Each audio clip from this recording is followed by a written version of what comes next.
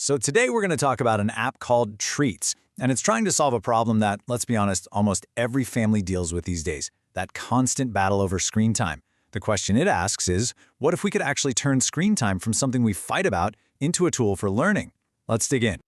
If you're a parent, I'm willing to bet this scene feels incredibly familiar. You know, that endless negotiation, the struggle to get your kids to buckle down on homework when you know there's a whole universe of games and videos just one click away. It's this daily tug of war, and frankly, it can be completely draining. So is there a way to actually win this battle without turning your house into a conflict zone every single day? Well, that's the exact problem the Treats app was designed to solve, and it does it by completely flipping the script on how we think about work and play. See, instead of fighting against screen time, Treats asks a really interesting question. What if playtime wasn't the enemy of learning, but the reward for it? It's a pretty simple idea, but changing that one thing, well, it changes everything. The whole concept was apparently inspired by watching two very different groups, children and dogs. And what's so wild is that both respond unbelievably well to a clear and consistent reward system. The goal here is to take the phone, this thing that's usually a huge source of distraction, and turn it into a really powerful tool for growth. So, how does it all work in practice? It's a really simple but powerful loop. Your kid studies inside the Treats app. The app keeps track of their effort and progress, and for every minute they spend learning, they earn playtime. And all the while, parents can set the rules and see what's happening from their own device. Super simple, right? And this, right here, is where the magic really happens. You can see it on the left. All the fun apps are locked down during study time. But then, on the right, once they've hit their learning goals, boom, everything's unlocked. That connection between effort and reward is immediate, it's visual, and it is incredibly motivating.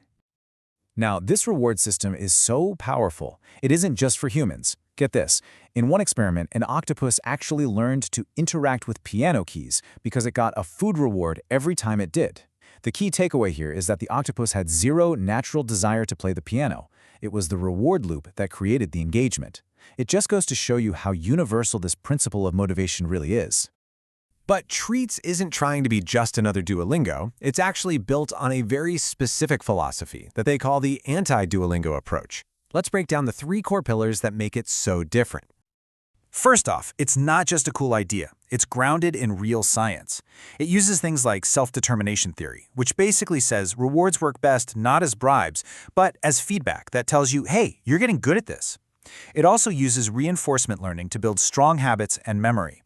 And all the game-like stuff is there to boost the child's own natural curiosity, not replace it.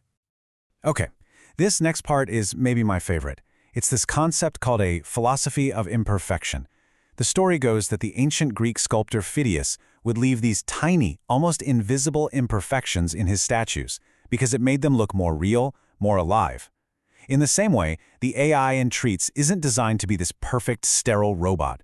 It's built with little variations to make it feel more human, more relatable, and in the end, more trustworthy.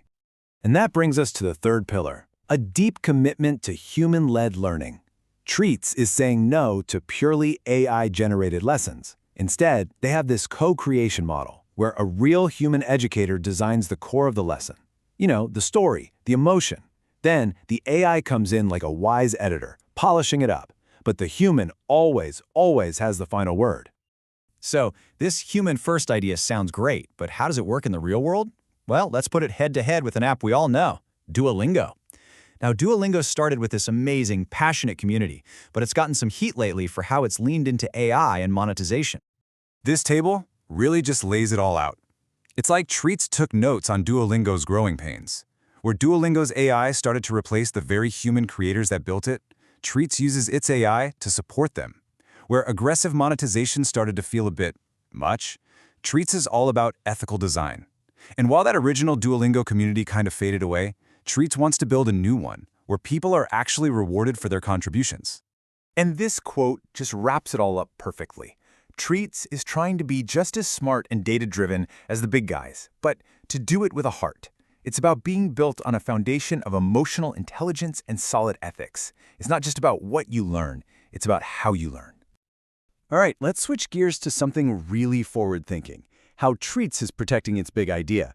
They're not just filing patents, they're using some seriously modern tech to carve their vision into what they call digital stone. They're using a technology called open timestamps. Now, it sounds complicated, but think of it like a digital notary public that works on the Bitcoin blockchain. It takes a unique fingerprint of their core documents and locks it into the blockchain forever. This creates a permanent, unchangeable record that proves their idea existed at a very specific moment in time.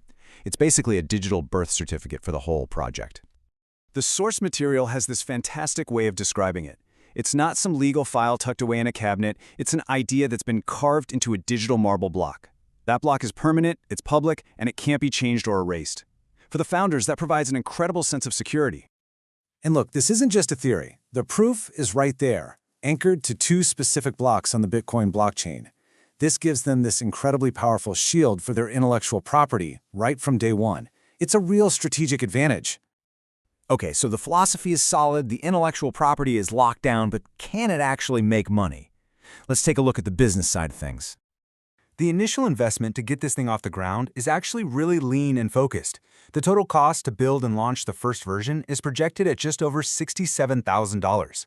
For a tech startup, that is an incredibly modest amount of capital to get started. The ongoing costs are also designed to be super sustainable. They're projecting a monthly burn rate of around $7,000 to $8,000. What that means is their initial funding gives them a really long runway, plenty of time to grow and find their audience without feeling that intense pressure to raise more money right away. So what's the magic number? To break even, Teats needs to get to about 30,000 active users. Now that might sound like a lot, but when you remember that Duolingo had 300,000 people on its waitlist before it even launched, suddenly 30,000 feels very, very achievable. And that really brings us right back to the core mission. Teats isn't just about managing screen time. It's about making it meaningful. It's this beautiful blend of science, ethics, and smart design, all focused on solving a real problem that families are facing every single day. Which leaves us with one last, pretty big question to think about. We all know technology isn't going anywhere. It's a huge part of our kids' lives. But if you can fundamentally change that relationship from one of just passive distraction to active, rewarded development, could an app like this genuinely improve how our kids interact with technology? For good? It's a powerful thought, and it could be a real game changer. Because a price is better than 1,000 of approaches,